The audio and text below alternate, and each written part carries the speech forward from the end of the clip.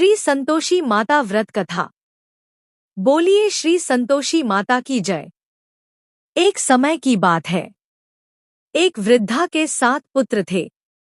उनमें से 6 पुत्र परिश्रमी और कमाने वाले थे, जबकि सबसे छोटा पुत्र कोई काम नहीं करता था। वृद्धा प्रतिदिन पहले 6 पुत्रों को प्रेमपूर्वक भोजन कराती और अंत में जो कुछ बच जाता वही छोटे पुत्र को दे देती। वह अत्यंत सरल और भोला था, इसलिए कभी मन में कोई शिकायत नहीं लाता था। एक दिन उसने अपनी पत्नी से कहा, मेरी माता मुझसे बहुत प्रेम करती है। पत्नी ने उत्तर दिया, आपको प्रेम नहीं, बल्कि सबका बचा-खुचा भोजन मिलता है। पति ने विश्वास नहीं किया। पत्नी ने कहा, यदि विश्वास न हो तो स्वयं देख लेना। कुछ दिनों बाद घर में बड़ा उत्सव था। 7 प्रकार के व्यंजन और चूरमे के लड्डू बने। छोटे पुत्र ने सिरदर्द का बहाना बनाकर रसोई में एक पतली चादर ओढ़कर लेटना स्वीकार किया और सब कुछ देखने लगा। उसने देखा कि माता ने 6 पुत्रों को आदरपूर्वक आसन पर बैठाकर स्वादिष्ट भोजन कराया। उनके भोजन के बाद उनकी थालियों में बचे हुए लड्डुओं के टुकड़े इकट्ठा करके एक लड्डू बनाया और फिर उसे बुलाकर कहा, उठ बेटा, अब तू भोजन कर ले। यह देखकर उसका हृदय टूट गया। उसने भोजन करने से मना कर दिया और बोला, मैं परदेश जा रहा हूँ। माता ने उसे रोकने का प्रयास भी नहीं किया। घर से निकलते समय वह अपनी पत्नी के पास गया, जो गोबर के उपले बना रही थी। उसने अपनी अंगूठी पत्नी को देकर कहा, इसे मेरी निशानी समझकर रख लो और तुम भी मुझे अपनी कोई निशानी दे दो। पत्नी ने गोबर लगे हाथ से उसकी पीठ पर थाप लगाकर कहा, मेरे पास यही निशानी है। वह परदेश चला गया। परदेश में उसे एक साहूकार के यहाँ नौकरी मिल गई। अपनी मेहनत, ईमानदारी और बुद्धिमानी से उसने थोड़े ही समय में साहूकार का विश्वास जीत लिया। 3 महीने बाद वह व्यापार में साझेदार बना दिया गया और 12 वर्षों में अत्यंत धनी एवं प्रसिद्ध व्यापारी बन गया। इधर उसकी पत्नी पर सास-ससुर अत्याचार करने लगे। उससे घर का सारा काम करवाते, जंगल से लकड़ियां मंगवाते और खाने के लिए भूसी की रोटी तथा नारियल के खोल में पानी देते। एक दिन जंगल जाते समय उसने कुछ स्त्रियों को संतोषी माता का व्रत करते देखा।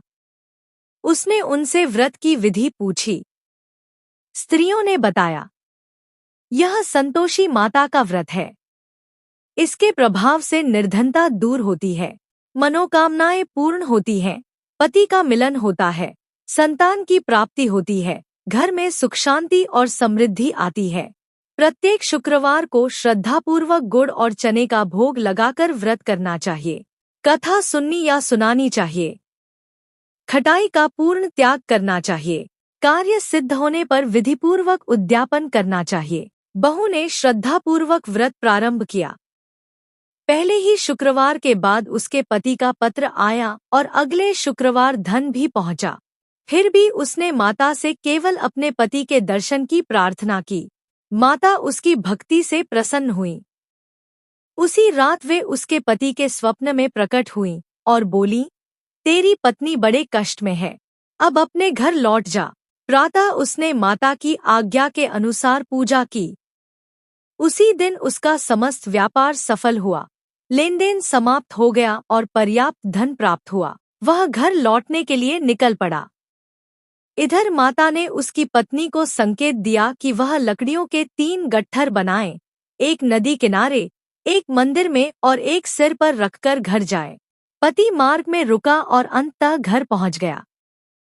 पत्नी ने आंगन में पहुंचकर ऊंचे स्वर में कहा, लो सासू जी, लकड़ियों का गट्ठर लो, भूसी की रोटी दो, नारियल के खोल में पानी दो। आज कौन मेहमान आया है? पति ने सब समझ लिया।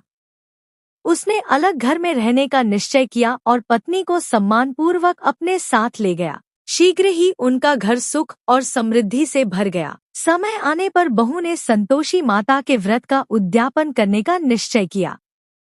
उसने जेठ के पुत्रों को भोजन के लिए बुलाया। जेठानी ने अपने बच्चों को खटाई मांगने के लिए उकसा दिया। बच्चों ने खटाई मांगी, बहू ने मना कर दिया तो उसने भूलवश उन्हें पैसे दे दिए। उन्होंने उन पैसों से इमली खरीद कर खा ली। व्रत का नियम भंग होने से माता अप्रसन्न हुई और उसके पति को राजकीय कार्य से बुला लिया गया। बहू रोती हुई माता के मंदिर पहुंची और क्षमा मांगी। माता ने कहा, तुमसे भूल हुई है। बहू ने पुनः विधिपूर्वक उद्यापन करने का संकल्प लिया। अगले शुक्रवार उसने ब्राह्मण बालकों को भोजन कराया, उन्हें फल एवं दक्षिणा देकर बिना खटाई के विधिपूर्वक उद्यापन संपन्न किया।